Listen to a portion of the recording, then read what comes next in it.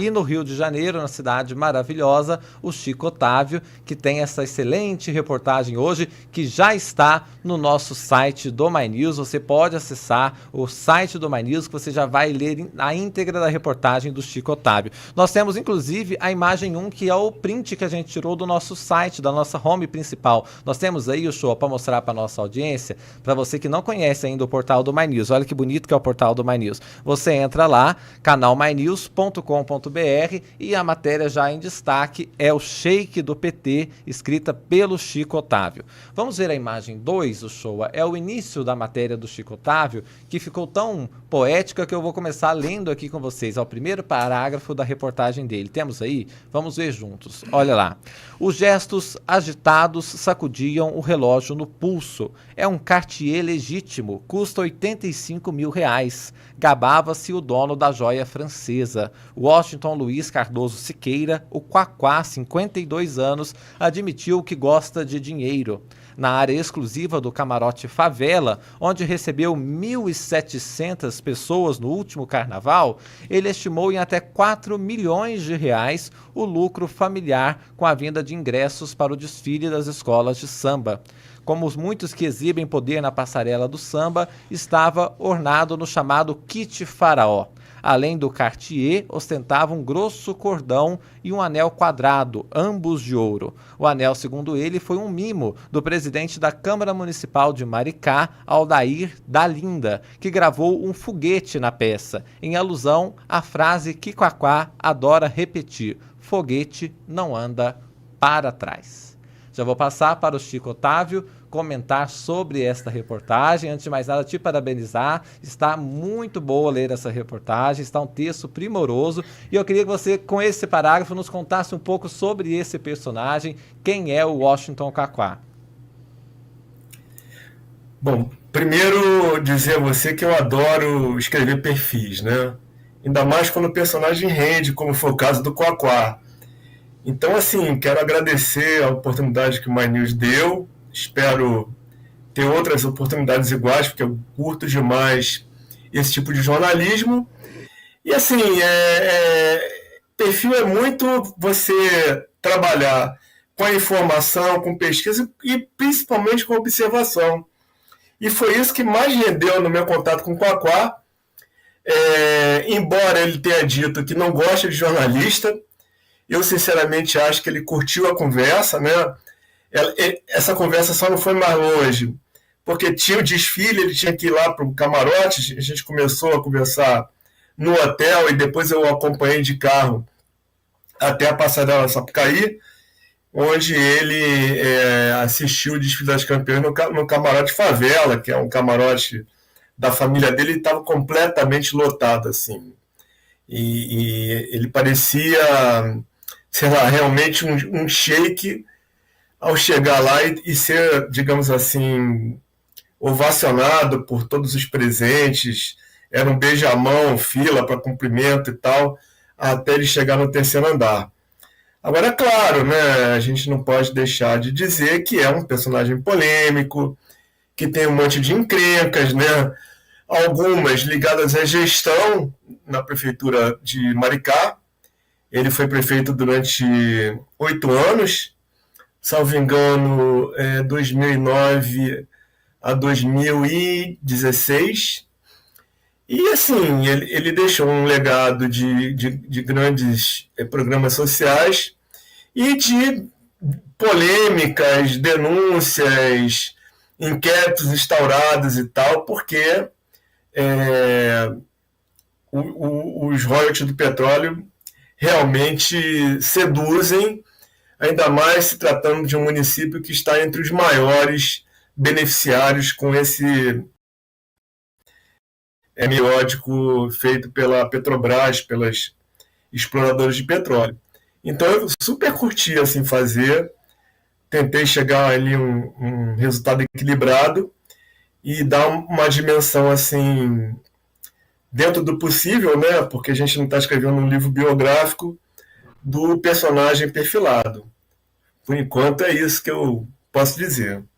A gente vai conseguir trazer ponto a ponto da sua reportagem. O interessante, né, Bosco, em relação ao Washington Quaquá, é que ele é um nome influente no PT, isso não tem dúvida. Até eu vou dizer novamente, porque o PT releva muito das coisas que ele faz, isso só é um nome que tem um peso no partido para que aconteça.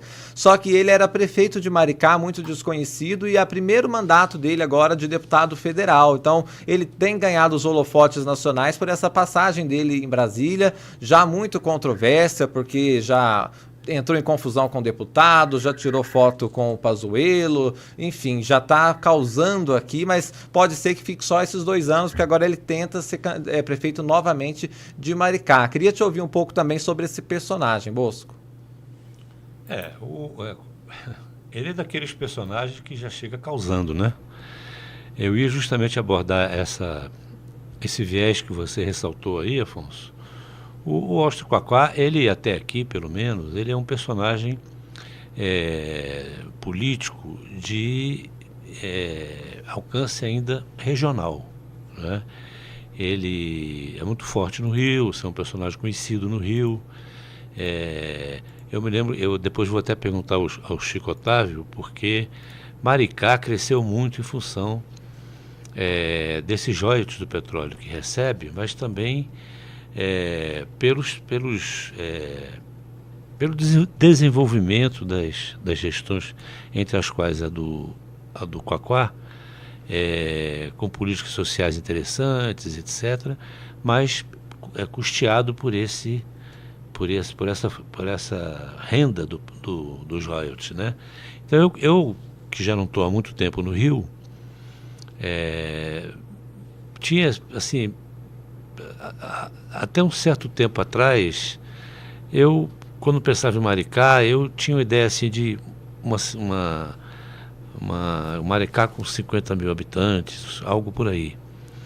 Hoje deve estar bem maior, bem mais populosa e, portanto, politicamente, como é natural, bem mais disputada, né? Então, o bolsonarismo lá, o Bolsonaro ganhou as eleições presidenciais do Lula lá, né, no primeiro e segundo turnos. Se eu estiver errado, depois o Otávio me corrige, né? Então a vida lá do Washington Quaquá já não está tão mais fácil como foi em outros tempos. Perfeito. Só para trazer, a cidade hoje tem quase 200 mil habitantes, são 197 mil. O Chico Otávio traz aqui que houve entre 2010 e 2022 um salto de 54% na população local. Olha aí, impressionante, né? E tudo isso, evidentemente, que aumenta a concorrência para ele, enfim. Não sei como ele vai se sair agora num território, embora o eleitorado sempre faça essas distinções de forma muito clara, como é que ele vai sair agora num território que, de qualquer maneira, é um território onde o bolsonarismo avançou bastante, como as eleições presidenciais mostraram. Agora, nós temos,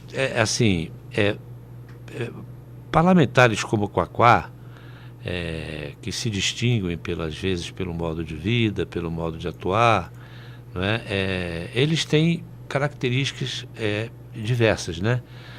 Você tem aquele que é o sujeito que se caracteriza fortemente pelo humor, né? Pelas tiradas de humor, por essa capacidade, né? De dar uma leveza política. Você tem aqueles que atravessam essa fronteira e muitas vezes pensam que estão fazendo humor, mas na verdade estão fazendo um tipo de comédia pastelão, né? Desagradável. Temos vários exemplos hoje aí no Congresso, né? E você tem aqueles que se caracterizam por uma linha de atuação sempre polêmica. Esse me parece mais o perfil do Quaquá, né? Eu tenho alguma dificuldade hoje de conviver com esse segmento político que privilegia, né, a capacidade performática em função do conteúdo, da essência das coisas, né? E que geralmente eles derivam para uma carreira em que os projetos, quando são apresentados, quando tem projetos, são de natureza populista. Me lembro aqui que, só para dar um exemplo, né, teve um deputado que uma vez apresentou um projeto na tribuna, dando licença de 3 dias para os homens após o exame de próstata. Então você veja que tipo de projeto essa linha de parlamentares apresenta, né? Então, assim, mas o Quaquá também polemiza por esse modo de vida, né? Essa caracterização que o Otávio fez dele, os cordões de ouro, anel quadrado de ouro, essa coisa mais assim, ele é uma linha, assim, vamos dizer assim, se nós estivéssemos falando de moda e de figurino, seria assim uma linha bicheiro, né? Bicheiro carioca, quer dizer, aqueles cordões de ouro pendurados, peito aberto, muito ouro, Cartier, etc., que é um estilo ostensivo, né? É um perfil que ostenta, né? Aquilo tem um certo simbolismo de poder também entre o eleitorado que o acompanha, né? Mas não deixa de ser um personagem interessante e, nesse momento, polemizando muito dentro do PT. E algumas coisas que ele fala sobre o PT, Afonso, até são de se considerar, né?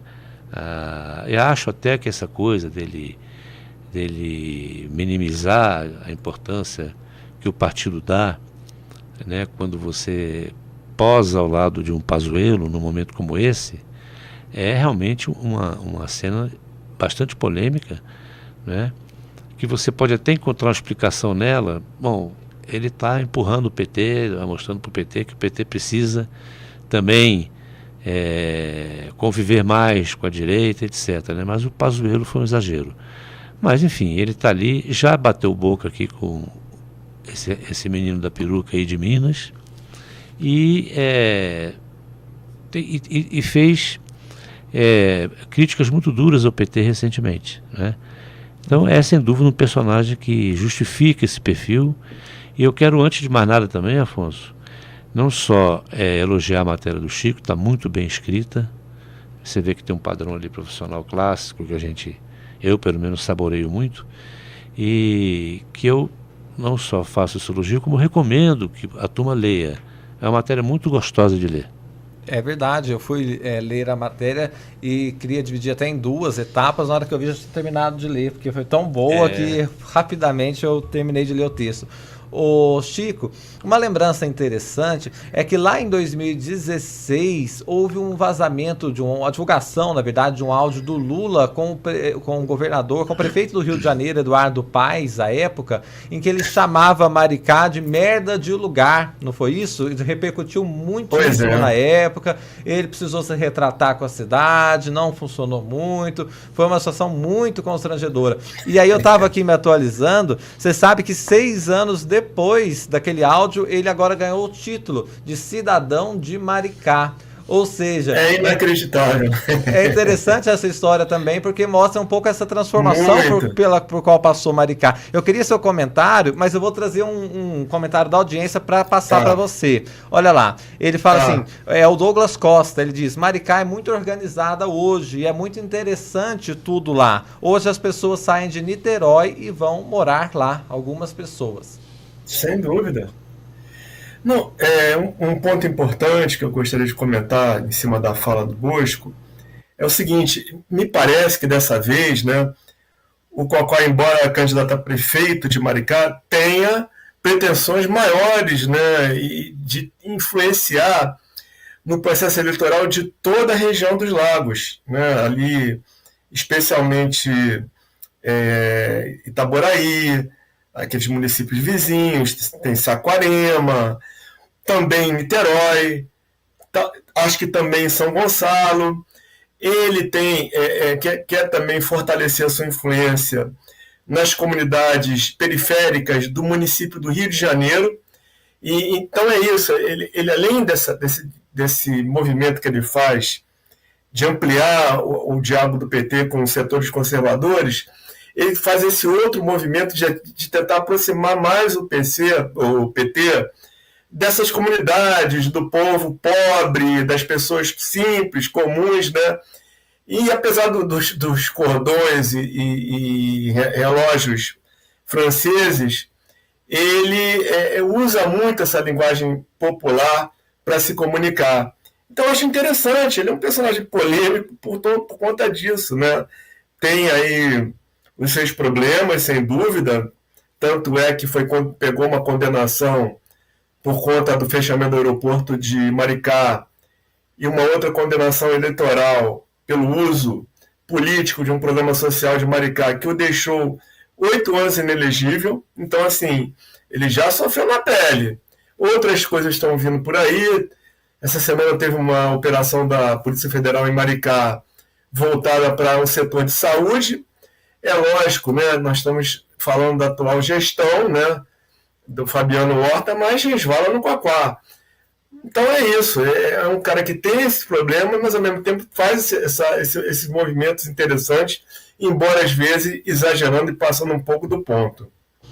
Uma coisa interessante também, Chico, eu vou pedir para o Bosco comentar e depois quero te ouvir, é que o Quaquá está ampliando a sua influência, não só em Maricá, que ele fez o sucessor, como na região dos Lagos do Rio de Janeiro, em bairros periféricos da cidade do Rio de Janeiro e até no Mato Grosso do Sul, não é isso? Ele também quer ali ter um papel importante, está articulando o nome. No caso do Mato Grosso do Sul, vou passar direto para você, Chico, depois volto com o Bosco. Tem a Camila Jara, que é pré-candidata à Prefeitura de Campo Grande, o Quaquá também está se articulando. Queria que você nos explicasse melhor isso. Sim, ele é de um núcleo eleitoral do Diretório Nacional do PT, e entre, digamos assim, os desafios que ele recebeu, foi cuidar do processo eleitoral, o PT, no processo eleitoral do Mato Grosso do Sul. Então ele se aproximou da Camila, ela inclusive esteve, salvo engano, eu não a vi, mas esteve no camarote favela do Quaquá no último carnaval, e é isso, ele virou cada vez mais na posição de um cacique político dentro do partido. E ficou claro para mim essa posição, né? Ele hoje é vice-presidente nacional e certamente, se eleito for prefeito de Maricá, ele vai dividir o cargo com outros movimentos, outras iniciativas que lhe garantam uma posição regional e uma posição nacional. Eu não tenho dúvida disso. Temos a imagem 4, que eu queria ler aqui, o show, que tem tudo a ver com o que o Chico está falando, que é o seguinte, a imagem 3, perdão, a imagem número 3, olha lá. Companheiros do PT contaram que, para ascender à condição de vice-presidente do partido, Quaquá muitas vezes pisou no calo de correligionários, nas renhidas disputas no Diretório Fluminense. É bem verdade que, ao longo dos últimos anos, o ex-prefeito amealhou respeito e estima dentro do partido. Uma de suas qualidades mais exaltadas é o talento, Bosco. Portanto, também um destaque interessante sobre isso, e disso tem, por exemplo, que nas épocas mais difíceis do PT, Maricá se tornou um reduto petista e ele absorveu muitos nomes ali na prefeitura. Há uma gratidão também nesse sentido. Sem dúvida. Isso aí eu me lembro de ter lido na matéria do Otávio essa arca de Noé que ele fez ali, quando o PT passou aqueles maus momentos aí, com a prisão do Lula e aquele vácuo que o partido ficou durante algum tempo. Não, sem dúvida. Agora, ele abre também uma linha não de dissidência no sentido mais amplo da palavra, né? Ou mais profundo, mas uma dissidência assim, no debate interno do PT, porque ele, justamente isso que está aí no texto do Otávio, de ele começa a trabalhar com projetos e políticas sociais que o aproximam mais do cidadão comum, das pessoas mais pobres, dos mais necessitados, etc. Ele já resumiu isso, já fez uma síntese disso numa crítica ao partido, dizendo que o PT é um partido que hoje, na avaliação dele, é um partido que está completamente focado na classe média. Não, ele faz uma crítica de que o partido não sai do lugar porque deixou de procurar as periferias, deixou de procurar o cidadão mais pobre, mais necessitado, aquele que justamente é o alvo das políticas sociais que o governo vier fazer, o governo do PT, nessa nova gestão do Lula. E que historicamente o PT fez, né? Então ele mais ou menos diz que o que ele quer dizer que lá daquela fase que começou o Bolsa Família, não é? Para esse momento atual do PT, o partido teria se distanciado muito, na avaliação dele, dessa camada mais periférica da sociedade, né? E regionalmente o Quaquá dá todas as indicações de que vem fazendo isso há algum tempo e pretende ampliar esse tipo de abrangência no acolhimento dessa categoria, dessa classe de renda, né? Essa crítica, de certa forma, encontra pertinência na minha avaliação, né? O PT, tanto assim que a gente viu o fenômeno Bolsonaro, né? Ocupou muito bem esse espaço, embora o PT não esteja completamente ausente, né, dessa área, mas ele perdeu muito espaço ali, né? E, de outro lado, ele também condena essa resistência do partido, que é uma resistência que vem de um lado por temor e de outro por dificuldade de dividir territórios e acordar espaços políticos com a direita, né? Não me refiro a bolsonarismo nem extrema-direita, mas até para você isolar essa extrema-direita, você ter uma abrangência aqui, uma expansão na direção da direita e do centro, que o Lula vem se empenhando em fazer. O Lula até agora já arrisca pequenas incursões em nichos estritamente bolsonaristas, como ele agora, através dos governadores Zema, Tarcísio, né, ele tenta chegar também num território da extrema-direita. Eu acho que essas críticas do Quaquá são pertinentes, devem ser vistas como aquelas críticas produtivas, né? Mas que ainda encontram uma certa reação, digamos assim, do PT, assim, com fígado, né? A própria presidente do partido, a Gleisi Hoffmann, reagiu a essas críticas dele, e ele também chocou muito o partido quando minimizou ou até disse que precisa ver para crer, né? Essa suspeita que voltou a aparecer sobre o Domingos Brazão, ex-ministro do Tribunal de Contas do Estado do Rio, e que permanece como suspeito novamente no caso do assassinato da Marielle Franco e do seu motorista, né? O Quaquá fez um elogio ao Domingos Brazão e disse que vamos esperar as investigações para ver, mas que ele pessoalmente não acredita.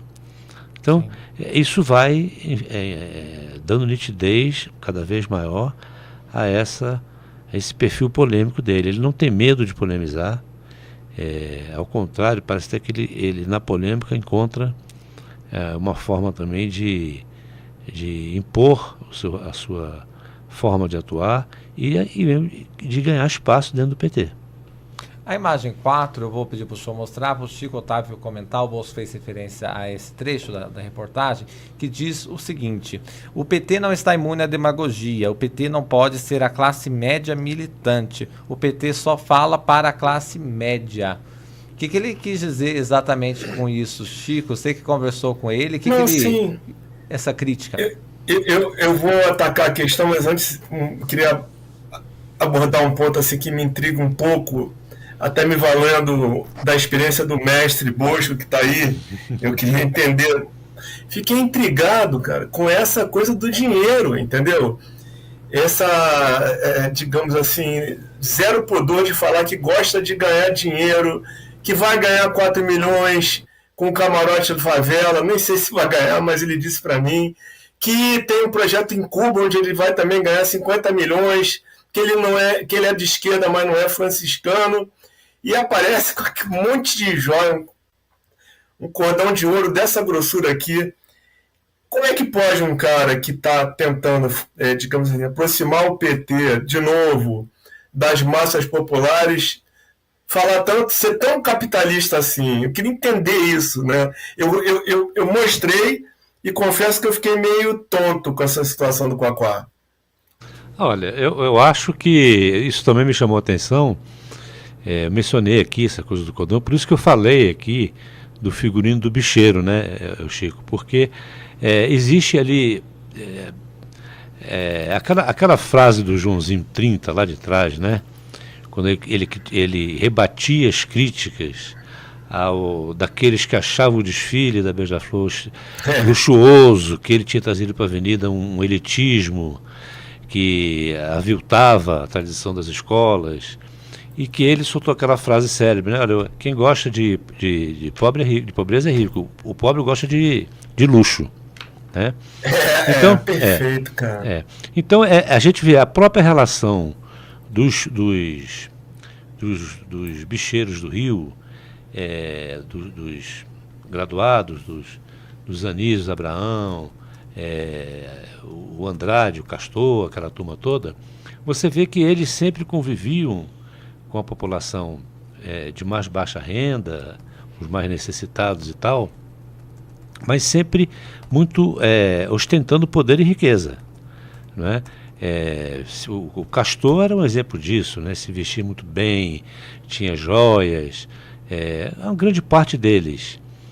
Mas para a população com a qual eles lidam ali, aquela faixa, o importante é o que eles propiciam para elas, né? Eles até olham com simpatia para isso, né? Agora, eu acho que o Quaquá já foi assim numa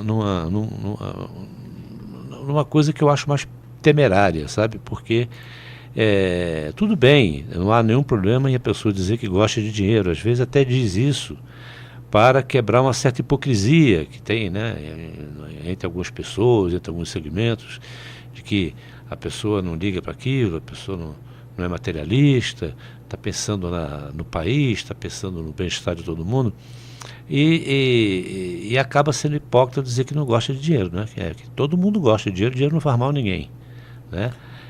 Mas acontece que ele cita cifras e projetos que distanciam muito ele dessa realidade, como você disse, do pobre que ele defende.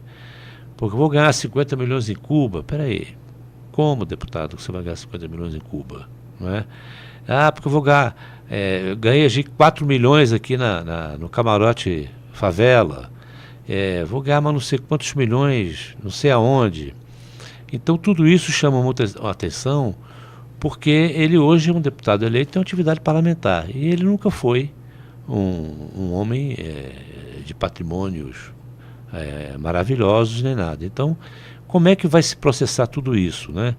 Ele mesmo traz uma certa apreensão, por enquanto, né, que pode mais na frente virar uma suspeita, porque já na gestão, que todo mundo que tem a gestão executiva, em prefeitura, em governo, não sai ileso dessa gestão, mesmo não tendo cometido nenhum deslize, de desvio de dinheiro, dessas coisas. Mas a própria atividade, a própria função do cargo traz dores de cabeça dessa natureza, né? E o sujeito fica respondendo aquilo um tempo, né? Ele já respondeu lá para algumas questões na prefeitura, né? Tem ambições políticas, e a gente sabe que quando às vezes você tem um sujeito que fica a vida inteira no Congresso e ninguém olha para ele, ninguém liga, está ali discreto, né? No dia que essa pessoa botar a cabeça de fora para disputar algum cargo maior, essa cabeça tem que estar bem coberta, porque aí ele vai ter a vida devassada, né? Então, às vezes, muitos políticos que experimentam o crescimento na carreira não levam em conta isso, né? Eu acho que o Quaquá ele foi um pouco além disso. Essa fronteira é muito tênue e também tem esse receio que você mencionou aí, Chico.